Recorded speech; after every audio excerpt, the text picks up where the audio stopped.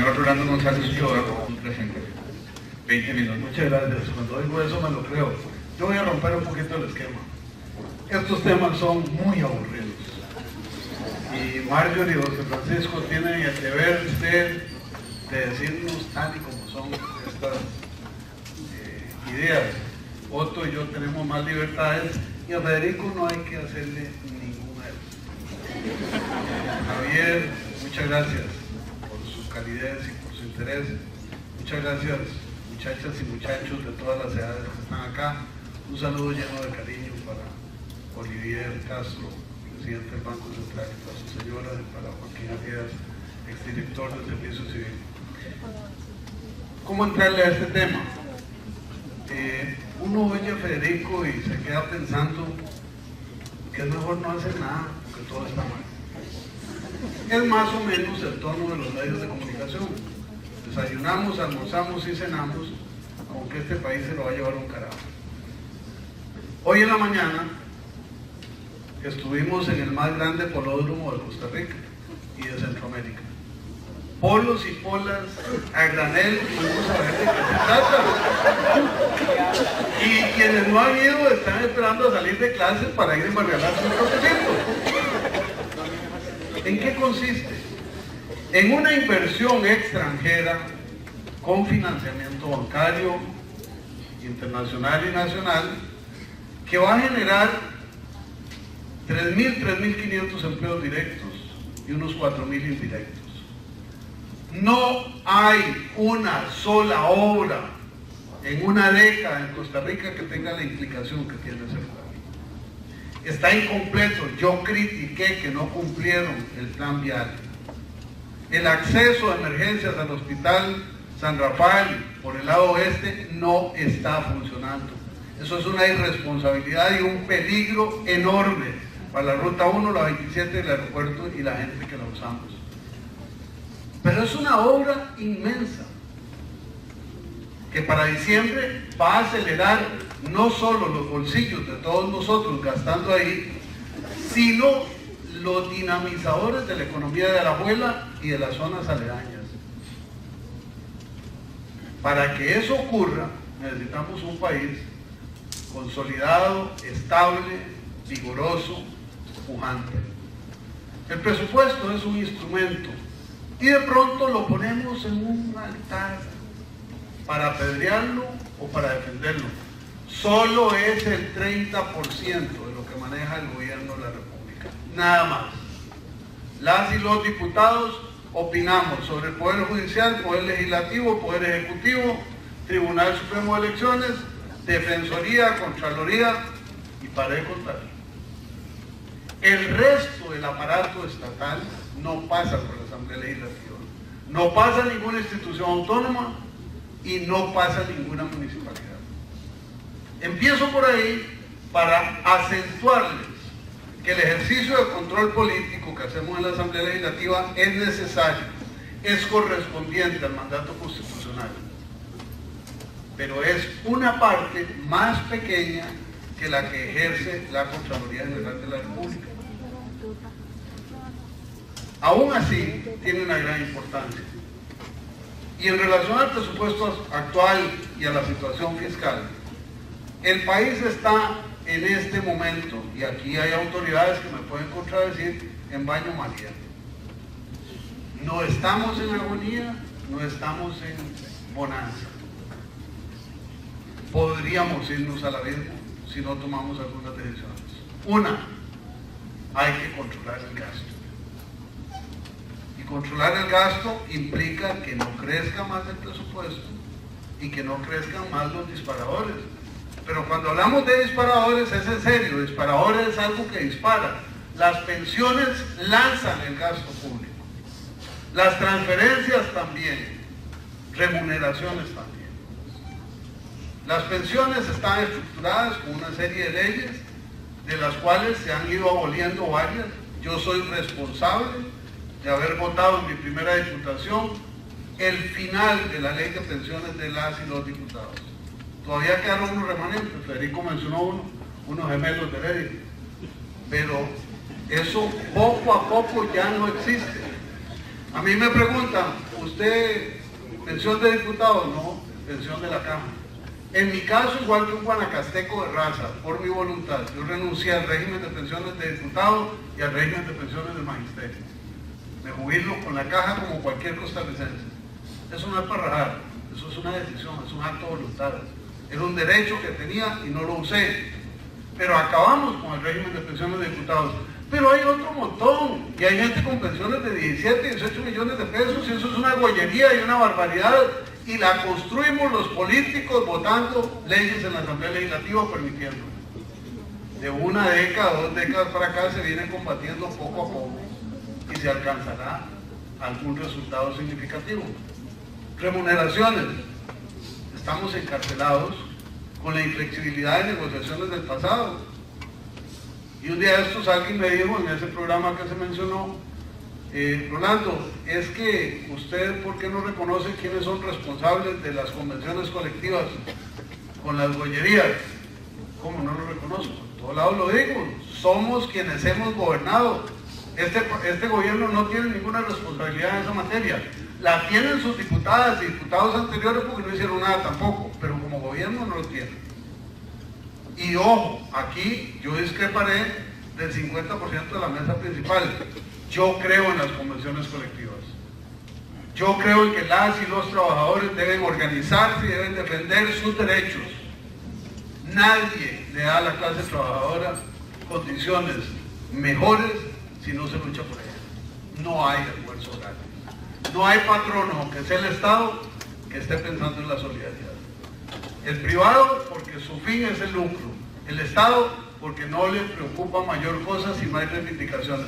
Pero de las reivindicaciones razonables a las barbaridades que hay en algunas convenciones colectivas, estamos en otro mundo. Y en el caso hablé de convenciones colectivas porque hay una serie de componentes de lo más diverso que golpean las remuneraciones. Ojo, que Otto y yo somos responsables. No sé si fue la primera, si no es una de las primeras 5 leyes que votamos, no había pasado 2 meses de ser diputados. Esta Asamblea Legislativa se aplicó a sí misma una regulación que nos rebajó el salario más o menos en 20 millones durante los 4 años. No tendremos crecimiento, salvo que la inflación se dispare y el Banco Central nos mantiene el paso estable en esta materia. Transferencias es el otro problema. La gran mayoría se establecen por ley. Y ustedes, a partir de este año, son parte de una de las transferencias más importantes, el Fondo Estatal para la Educación Superior. Yo creo en el fondo, lo defiendo y lo vigilo. Entré a la Asamblea Legislativa mucho más ortigoso que ahora en esta materia, hoy más contenido. He oído a las representaciones estudiantiles, he hablado con los rectores uno a uno y me han convencido de una serie de decisiones que han tomado. Pero cuando vengo a la Universidad Técnica Nacional, además sé que estoy en el Centro de Educación Superior, donde el cacao se rinde de manera más rigurosa. Ustedes son una colectividad universitaria ejemplar para este país.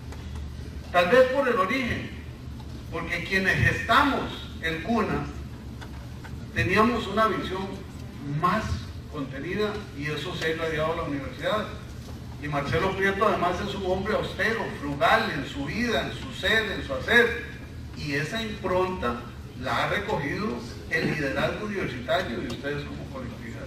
Eso debemos irradiarlo a otras universidades donde sí hay gente que se sirve con cucharón. Pero las transferencias están ahí, la mayoría son legales, no se pueden arreglar. Eso es lo que nos lleva a un 95% de inflexibilidad, porque ahí está el otro tema, que es la deuda. Que hay que atenderla obligatoriamente, o entramos en mora y nos descalificamos en el mundo entero como sujetos de crédito. Un tema ideológico, en el que nunca nos vamos a poner de acuerdo. Yo creo que un país como el nuestro debe tener déficit. Yo no creo en la tesis de que solo gastemos lo que ingresa, porque eso paraliza la economía y no nos lleva al desarrollo. ¿En cuál de las casas nuestras se trabaja par? entre ingresos y salidas. Es una visión ideológica. Yo soy socialdemócrata, yo soy liberacionista, yo creo en que debe haber déficit atendido responsablemente. En relación al presupuesto y a los proyectos fiscales, el año pasado la mayoría de la Asamblea Legislativa, de la que no fui parte, permitió, apoyó y disimuló que el presidente de la Asamblea Legislativa agarrara un muerto jurídico que se llamaba presupuesto y lo resucitara. Lo puso a levitar, después lo puso de pie y lo puso a caminar. Ese es el presupuesto que rige 19% de incremento en relación al 2014. La Sala Constitucional nos dio un criterio de que ahí hay una violación a la Constitución, pero todavía la acción no ha sido contestada y no va a ser contestada todavía, porque si la Sala dice mañana que el presupuesto es inconstitucional, ¿cómo terminamos el año? No, la Sala nos va a contestar el año entrante dándonos la razón a quienes presentamos la acción de inconstitucionalidad. Para este año, y entenderán ustedes que yo no soy defensor del gobierno, yo soy diputado de oposición con una visión responsable de mi mandato. Tengo que devolver la autoridad que ustedes me delegaron dentro de 2 años y medio de la mejor manera posible. Este año el gobierno presenta el mismo aumento, más un 2.8. Digan ustedes que cierran en 22%. Los presupuestos se comparan año con año. Entonces, cuando le hacen el malabar de comparar el 2016 con el 2014, en realidad es un artificio contable. El presupuesto debe compararse con el del año anterior, y el del año anterior es este, y el entrante va a crecer ese poco. Sigue siendo muchísimo, pero tiene una base originada en aquella resurrección inconstitucional. ¿Qué le reconozco yo al gobierno en este momento? Y por eso he tenido una posición mucho más laxa que la que tuve el año pasado, que fue radical. En un año han rebajado alrededor de 270.000 millones de colones, dejando de gastar. Y eso, les cuento, es mucho hacer, y es mucho decir. Seguro yo quisiera que eso hubieran sido 700.000 millones de colones para que afectara en 2,5 o 3 puntos. No se da, porque no se puede hacer, según nos dicen las autoridades del gobierno. Bueno, creo que ahí hay una seña de responsabilidad. No me gusta que el presupuesto está calculado con un 4% de inflación para el año entrante, cuando todos los indicadores nos dicen lo contrario, al extremo de que con informes del Banco Central bajamos la ponderación de las remuneraciones a 2.34 en lugar de los 4 puntos con que estaba calculado originalmente el presupuesto. Eso le da un colchón muy grande al gobierno para el año entrante, pero también nos lo da a los diputados para aplicar reducciones en presupuestos extraordinarios cuando correspondan. Ahí está de alguna manera planteado el tema del presupuesto y gasto pocos minutos en el tema fiscal. El país tiene un déficit, debe atenderse, hay que usar los 2 mecanismos, ingresos y gasto. Y en el caso de Liberación Nacional, nosotros le tomamos la palabra al presidente Solís de lo que dijo y después se desdijo. Él dijo, no hablaremos de impuestos hasta el 2016. Nosotros lo tomamos en serio, a él se le olvidó y después quiso que apuráramos durante este año. Empezaremos a hablar de impuestos del año entrante. Mientras tanto, tienen que confirmarnos que van reduciendo gastos. Tienen que confirmar que vamos a luchar para ordenar los diversos regímenes de pensiones. Tienen que confirmar que el proyecto de fraude fiscal tiene los componentes para que lo saquemos. Ya se votó uno de contrabando, que les confieso, para mí una experiencia nueva en la vanidad que nos caracteriza a los políticos.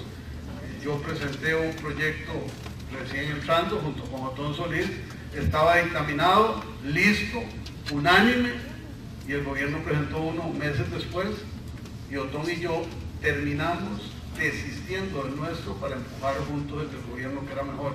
Eso en la Asamblea Legislativa es extrañísimo. Ocurrió. O sea, hay condiciones para construir gran acuerdo nacional. Pero de eso, a hablar de renta y hablar de IVA en esta época, es exactamente como ponerle el nombre al chiquito sin que la mujer esté embarazada.